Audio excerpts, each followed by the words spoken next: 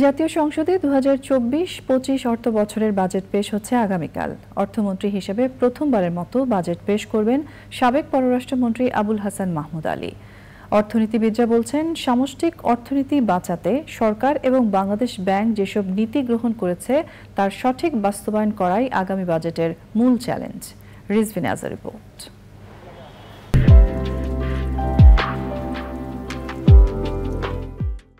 2024-25 অর্থবছরের বাজেটের সম্ভাব্য আকার ঠিক হয়েছে 7,97,700 কোটি টাকা।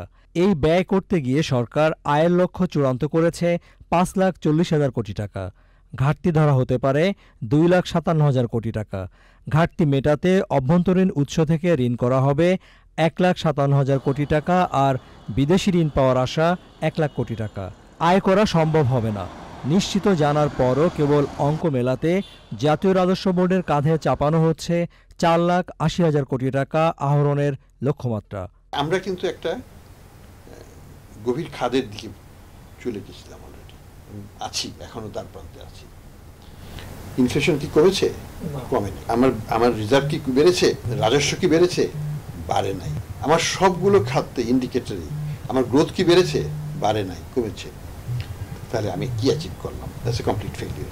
তবে আমি আশা করি যদি এটাকে করা হয়, পলিসি রেটটা বাড়িয়ে দেওয়া হয়, এই ব্যাংকের লিকুইডিটি সাপোর্টটা কমিয়ে দেওয়া হয় বা বন্ধ করে দেওয়া হয়, মনিটাইজেশন অফ গভর্নমেন্ট বরোয়িংটাকে মনিটাইজ না করা হয়, তাহলে এই পলিসি ওয়ার্ক করবে, ম্যাক্রো স্টেবিলাইজেশন হবে।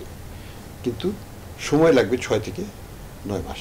শ্যাম রাখি না কুল রাখি অবস্থা থেকে উত্তরণে নির্মোহ নেতৃত্ব এবং বিচক্ষণ সিদ্ধান্ত নেওয়ার পরামর্শ সরকারকে। খুব বড় ধরনের ধাক্কা দিতে হবে।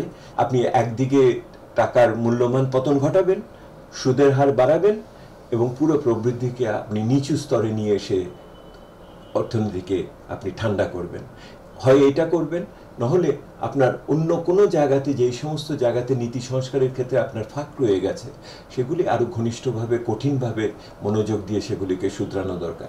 আমদানিতে নিষেধাজ্ঞার ফলে বাংলাদেশ ব্যাংকের চলতি হিসাব ঠিক করা গেছে, কিন্তু কর্মসংস্থানে দীর্ঘমেয়াদী প্রভাব বাড়তে শুরু করেছে। যে নতুন নিয়োগটা আর দেওয়া হচ্ছে না, এক্সপানশনে যেতে পারছে না আর কি। মানে বর্তমান এক্সিস্টিং স্টেটটা ধরে রাখাটাই তাদের জন্য অনেক চ্যালেঞ্জের হয়ে যাচ্ছে আর কি। যে শিল্পাঞ্চলটি হতে যাচ্ছে মিরসরাই, সেখানে আমাদের 46টি গার্মেন্টস হবে। আমরা টাকা জমা দিয়েছি, কিন্তু এখন পর্যন্ত সেখানে প্রস্তুত হয়নি। বাংলাদেশ ব্যাংক যে সার্কুলারটা দিয়েছে যে শিল্পাঞ্চল বা অর্থনৈতিক অঞ্চল ছাড়া বিনিয়োগ করা যাবে না, এটা আমি মনে করি বিনিয়োগও হবে না এবং কর্মসংস্থান সৃষ্টি বাধাগ্রস্ত হবে। স্বায়ত্তশাসিত সংস্থার ব্যয়সহ এরই মধ্যে বার্ষিক উন্নয়ন কর্মসূচি এডিপির আকার চূড়ান্ত হয়েছে 2,78,288 কোটি টাকা। রিজভিন আওয়াজ, চ্যানেল আই, ঢাকা।